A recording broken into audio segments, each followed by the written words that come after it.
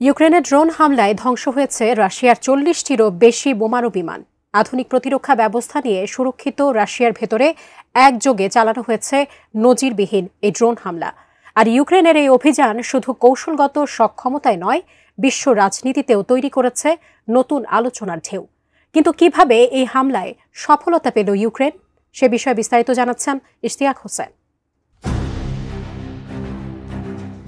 রাশিয়ার গভীরে প্রবেশ করে এক ঐতিহাসিক হামলা চালিয়েছে ইউক্রেন, যা চমকে দিয়েছে পুরো বিশ্বকে।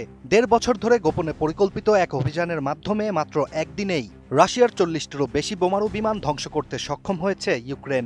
আর ইউক্রেনের এই অভিযানটির নাম ছিল অপারেশন স্পাইডারওয়েব। আন্তর্জাতিক গণমাধ্যম এপির একটি প্রতিবেদন থেকে জানা যায়, রাশিয়ার গভীরে প্রবেশ করে ইউক্রেন অন্তত ৪টি কৌশলগত বিমান ঘাঁটিতে একযোগে হামলা চালায়। ইউক্রেনের নিরাপত্তা সংস্থা SBU দাবি করছে, এই অভিযানে রাশিয়ার ৪০টিরও বেশি বোমারু বিমান ধ্বংস হয়েছে। আর অভিযানের ফলে ক্ষয়ক্ষতির পরিমাণ $2 বিলিয়ন ছাড়িয়ে যেতে পারে বলেও ধারণা করা হচ্ছে।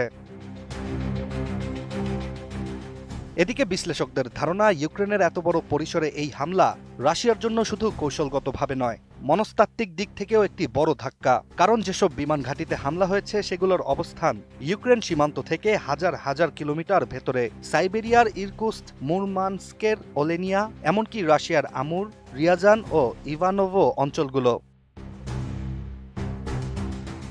এছাড়া ইউক্রেনের নিরাপত্তা সংস্থা আরও জানায়, তাদের এই হামলা ছিল একটি বিশেষ অভিযান, যার মূল লক্ষ্য ছিল রাশিয়ার কৌশলগত বোমারু বিমান ধ্বংস করা। ইউক্রেনের দেয়া তথ্য অনুযায়ী এই হামলায় রাশিয়ার দূরপাল্লার Tu-95 ও Tu-22 M3 মডেলের সুপারসনিক বোমারু ও A-50 রাডার নিয়ন্ত্রণ করা বিমান ধ্বংস হয়েছে। এই বিমানগুলো দিয়েই রাশিয়া ইউক্রেনের বিভিন্ন অঞ্চলে হামলা পরিচালনা করে আসছিল।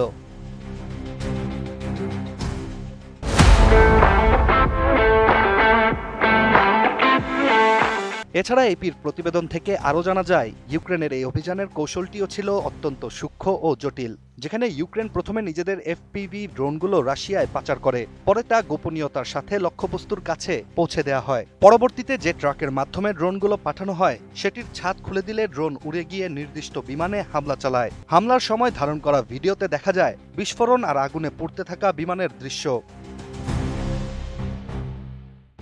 ইউক্রেনের প্রেসিডেন্ট ভ্লাদিমির জেলেনস্কি ইতোমধ্যেই জানিয়েছেন, এই অভিযান সরাসরি তার তত্ত্বাবধানেই পরিচালিত হয়েছে, আর এটিতে অত্যাধুনিক ১১৭টি ড্রোন ব্যবহার করা হয়েছে।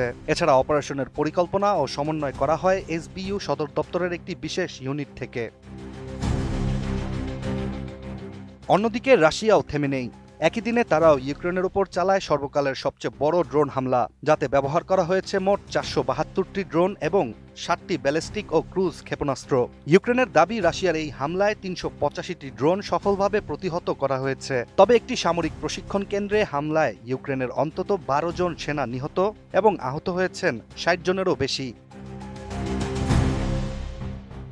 সবচেয়ে অবাক করার বিষয়টি হচ্ছে, রাশিয়া ও ইউক্রেন দুই পক্ষই প্রস্তুত হচ্ছে ইস্তাম্বুলে সরাসরি শান্তি আলোচনার নতুন পর্বের জন্য। কিন্তু এর মধ্যেই ইউক্রেনের অপারেশন স্পাইডারওয়েব এবং পাল্টা রুশ হামলা যুদ্ধের গতিপথে নতুন মোড় আনতে পারে বলেই ধারণা বিশ্লেষকদের।